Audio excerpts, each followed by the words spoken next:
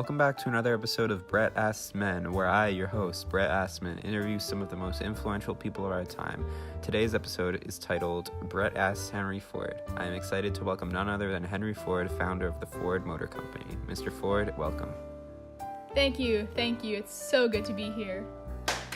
So I'm really curious, and I'm sure the audience here tonight is too. What inspired you to get involved in the auto industry? Well, I grew up on a farm, where my father had given me a little pocket watch that I played around with, and before I knew it, the other people in the neighborhood were asking me to help fix their watches. I guess farm life was never really my thing. I did enjoy the idea of tending animals or picking up dung. I think we both agree on that. Go on. In 1879, back when I was 16, I took up a position at the Michigan Car Company, which manufactured railroad cars. That's really what propelled my interest. Can you describe to me some of your earlier inventions? How did the Ford Company kick off? It all started back in, 1890? God, what a year. I was working for the Detroit Edison Company, and there I was doing some work on was a gasoline-powered buggy. It had a 2-cylinder, 4-horsepower engine, but it gets better from there. Just a few years later, I developed some ideas for what I called the Ford quadricycle. I showed these ideas to genius Thomas Edison, you know the guy.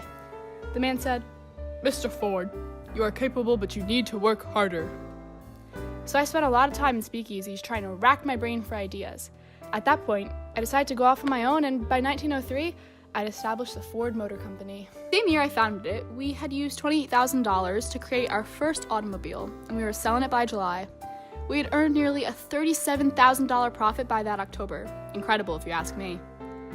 Well, I'm not too familiar with the initial models, but the Model T put this nation on wheels. How did you do so? Well, I wasn't the first to make a car or even use the assembly line, but I really wanted to create a car that could be found in the homes of the average American.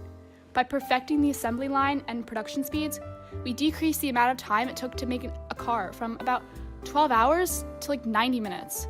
Just last year, we were able to finish a Model T car every 24 seconds. Wow, that's amazing. What makes the Model T so appealing? The low cost. The prices started at around $850, but recently have dropped down to $300. A 100% affordable price for the average American. I think, too, that the car has become a symbol of status in these past few years. People feel wealthier when they drive around in my cars, even though they're affordable by the masses. Speaking of the Model T, you can have the 4-cylinder, 20-horsepower, 5-passenger car for as little... Oh, wait, actually, I forgot to mention the Model T is stopping production at the end of this year, 1927. Our new Model A is coming out this December. Okay, let's talk about that then. Get the new Ford Town Car for as low as $385. It is now available in 4 unique colors. The Ford Model A has a clutch, brake pedals, throttle, and gear shifts. Everything you want in a car. Check out what these real people, not actors, have to say. It is the safest car on the market. If you thought the Model T was good, you will be pleasantly surprised to see it gets better. There's no mistake in buying the Model A. Ford, the universal car. And we're back. So, I hear the Model T was faulty at times. Can you admit that there were some problems with the initial design? Yeah, I'll admit the initial model didn't have the best steering capabilities. There's some safety concerns when it came to collisions because of how the steering column was built, but I plan on addressing these issues in my future plans.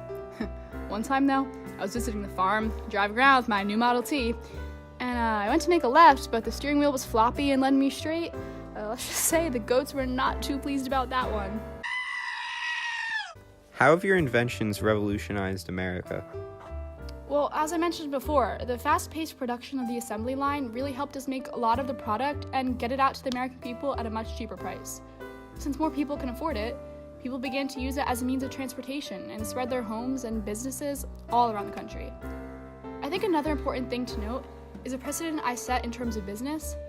I think that mass production coupled with high wages creates a really beneficial and productive workplace. So, I hear you don't like Jewish or black people. Wait, what? Is that something you want to talk about right now and address? What makes a Ford car different from other modes of transportation like railroads or horses? This article from the El Paso Herald says that your cars will make horses and mules obsolete. I think just the very idea that these cars are personalized is what makes them so different.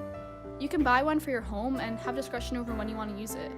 It's a lot more convenient than heading to a railroad station or getting into a horse-drawn carriage.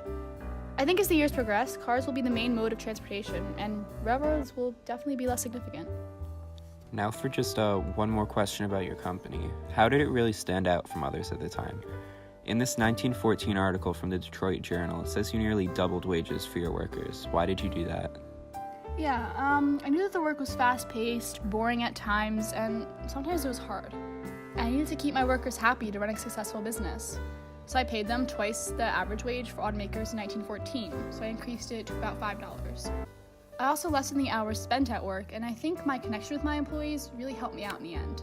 How do you think that you personally affected the world that we live in? What makes you so special? I know that I wasn't the original creator of the car, or even the famous assembly line that got my cars out to the public, but I think that I really did accomplish my mission of getting these Model Ts into the homes of the average American. In fact, we sold 15 million of them. I don't mean to brag, but I think as a strong leader, I was really able to work with my employees, set a goal, and achieve it. I don't plan on giving up anytime soon. Speaking of the future, how do you plan on keeping your title as the king of the auto industry? Oh, please, don't flatter me too much. But I think the key here is to look at life this way. Anyone who stops learning is old, whether at 20 or 80.